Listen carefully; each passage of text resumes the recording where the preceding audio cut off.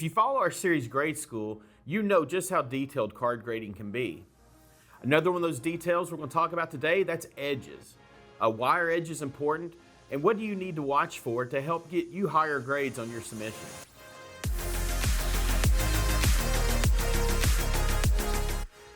So when we talk about edges in card grading, we're talking about the four sides of the card. But in reality, we actually are talking about 8 different edges. You have the 4 on the front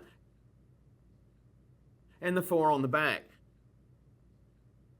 And all 8 of these are taken into consideration when we're considering the overall grade of the card.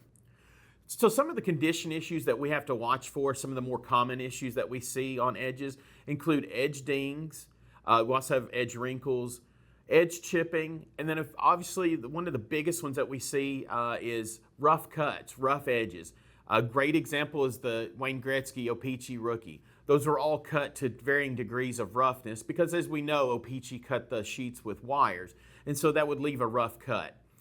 Those issues all have to be taken in consideration when we're looking at the overall grade.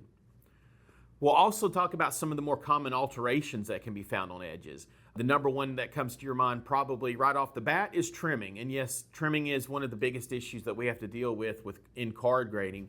But trimming isn't the only alteration you can find on edges. Other more common alterations that we'll see sometimes are beveled edges, recoloring. And then we'll talk a little bit about some of the more extensive alterations such as restoration. When a corner or an edge can be rebuilt or filled in to hide damage or card loss. So let's take a look at our edges, and I'm going to show you how we look at edges when we're grading cards, and we'll talk about the things we're looking for. So we'll take our grading light here.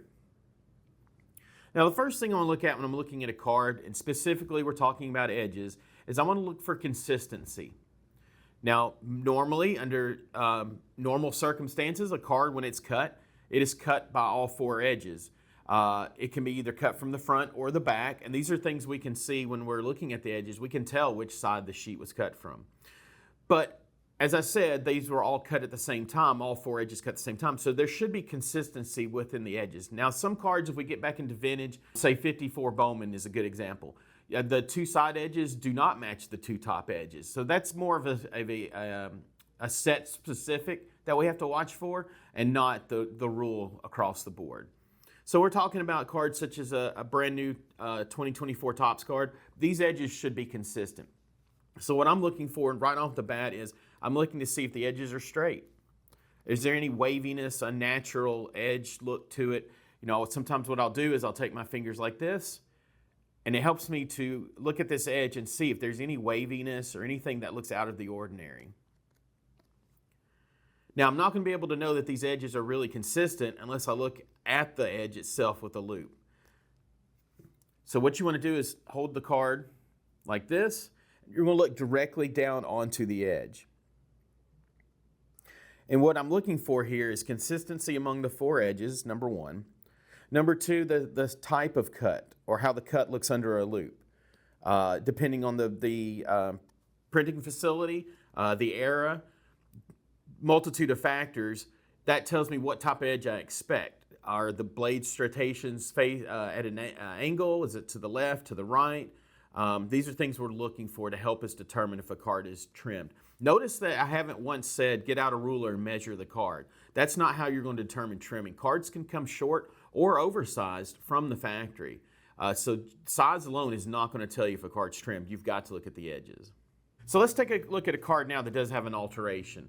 Now, it's not trimmed edge, it's a beveled edge. And what that means is the edge was cut at an angle to hide either edge damage such as chipping, whether it's from being handled improperly, or if it's a foil card. First one comes to mind is a 93 SP Jeter. It's a great example. Those naturally are chipped, and so those can be victim to beveling.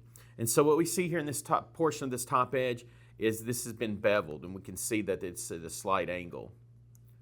Now, I'm going to say one other thing about alterations such as trimming.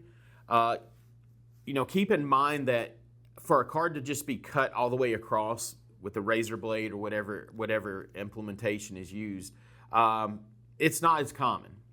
Most trimming is going to be in small areas. It's going to be very small to avoid detection. Some of the most common areas you see trimmed on the edges are near the corners, especially as the card gets older. A vintage card may have more wear at the corner.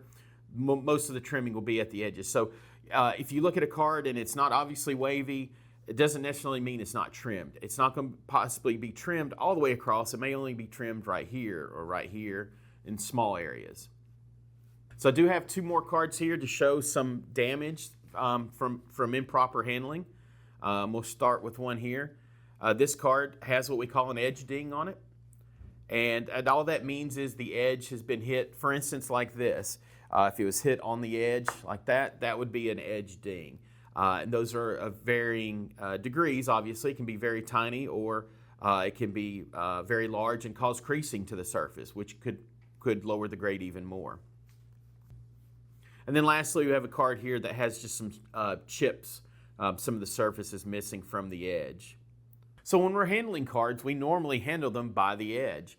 Now we're holding it lightly, not using any more pressure than is needed, but we're holding it by the edges. And so some safe practices to keep your edges nice and clean is, as I said, when we're holding them by the edge and I'm looking at a card and examining it, I want to keep it with a light touch. I want just enough pressure where I'm not dropping the card, but that I'm also not squeezing the card either. So you can hold it by the edges lightly. You can also place the card in the palm of your hand to examine the card. But I prefer edges. I'm just careful with the way I hold. Now, when I I'm ready to put this back in a penny sleeve and a semi-rigid, if you're not using one of our brand of penny sleeves rather, with the lip at the top, then what I like to do is I like to what I call pop the edge. So I will just take my finger in the sleeve, pop it like that, so I'm just split it. I will just take my finger in the sleeve, pop it like that, so I'm just split it. I just split a small area from the top. The reason why I do that is, as you can see, I can put the card in and the corners and edges are untouched. You can slide it right into the sleeve and there's nothing to worry about. And then of course we'll take the semi-rigid and slide it in.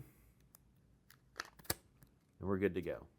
So the one area of the card that you've seen the least of holds a lot of information, as we talked about today. So always remember, keep a loop, a proper light source, and look at those edges. Go back and look at your cards and take a look. I think you may find some surprises. I'm Andy Broom, Vice President and Head Grader of CGC Cards, and thank you so much for watching. Like and subscribe for more detailed grading insights, and drop your questions or experiences in the comments below.